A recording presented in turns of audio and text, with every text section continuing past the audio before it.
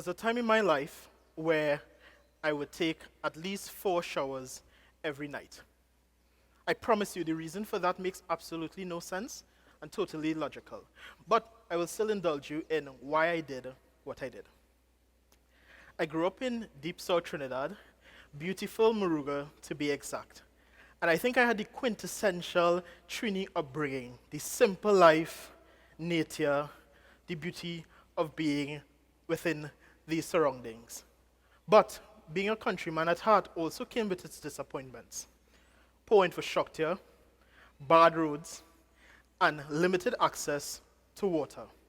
Let's stick a pin right there. Water. At the age of growing up in Moruga, usually around 2 a.m.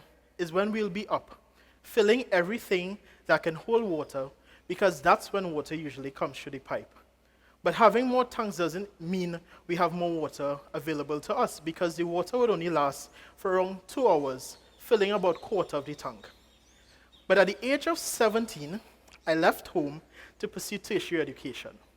But a lot of things happened to me at the age of 17. It was the first time I saw Port of Spain in real life. It was the first time I saw a 24/7 fried chicken outlet. And it was also the first time I had a hot and cold shower.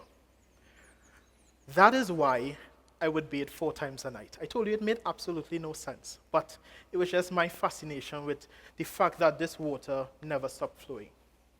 But my fascination soon turned to frustration, because I couldn't understand why would persons from one sector of society be afforded this liberty of a fundamental human right, which is clean drinkable water, while persons in rural Trinidad struggled for the bare basics. Adding to that notion that persons from rural Trinidad is very low on the literacy scale, because how could you go to school if you have no water to wash your uniforms? How could teenage girls have adequate enough showers when they're going through their monthly cycles? Basic things. So my frustration led me to do my own research. What added to our water deficit? And 2 particular things shook me. But one thing in particular threw me off my axis. One is that Trinidad has over 500 car washes. You're walking down the street and you see a car wash below somebody's house, under a tent, where there be a drive-through self-service. But all are seen as necessary because we boast, for a population of 1.3 million persons, that we have over 1 million cars on our nation's roads registered. That's a lot of cars. That's a lot of cars that needs to be washed.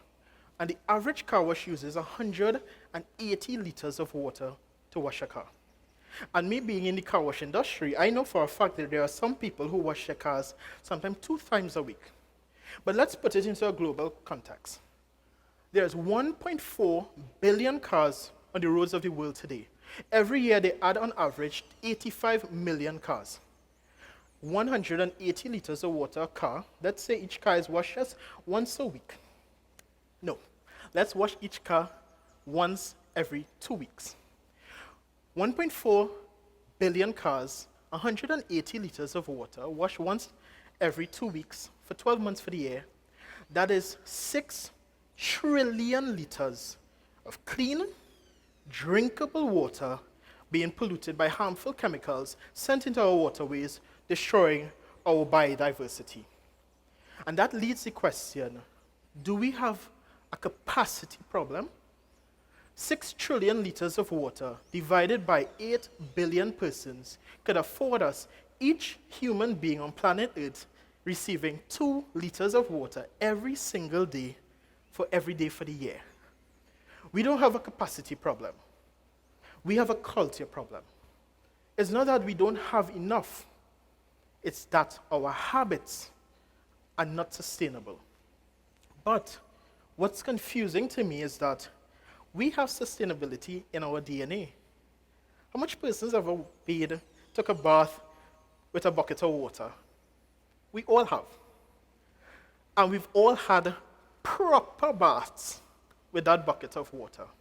So then how do we move from 20 liters of water giving us an adequate shower to now wasting over 50 liters of water with our beautiful hot and cold shower that we all enjoy? It deals with luxury. We all want the finer things in life. So then how do we move from a culture where we are sustainable? Because hinge on sustainability is resourcefulness, and we are a resourceful people. We are people who upcycle and recycle. Take, for example, we go to the grocery store, we buy that bottle of Moby concentrate, and after some days pass and we drink all the Moby and all we have is a glass bottle, we know that that's a designated green seasoning bottle. It's understood. Or we buy that glass bottle of coffee, and when the coffee is finished, we know we're going to put pepper sauce or even coachella in it. We are built and we have sustainability in our DNA.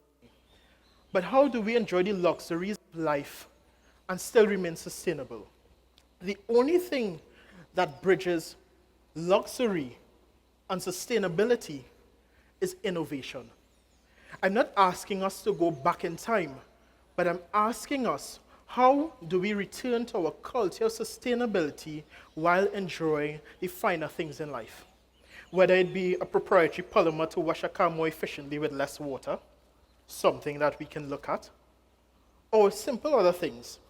As the previous speaker mentioned, instead of building new hotels, we explore Airbnb even more. That's something that we can look at. We have lost our value for water. And we lose our value when we think that we have an infinite resource. You take a child, you send them to a candy store, and you tell them, all the candy in this store is yours. And there's a warehouse and factory and storeroom behind that has unlimited candy. You will find a child that will eat its way to the afterlife, taking one bite of a candy and disposing of it. And that's how we treat water. How much persons actually know how much water is in the tank at this present moment? Or are we just going to be shocked when there's no H2O flowing and then we protest and call that utility company? We need to do better because, as I said, we don't have a capacity problem, we have a culture problem. Persons in urban Trinidad see water as just another thing that we enjoy. But persons in rural Trinidad, to us, that is liquid gold. It's being said that water soon will be trading on the stock exchange. It's said also that the wars of the 21st century will be fought over water. We have the resource. We need to value what we have. We need to find innovative ways on how we can move forward into the future. Because soon we may not have the ability to not only afford water, but maybe the option even to buy water. And a thirsty man is an angry man. So then how do we grow? And that's a sip for thought.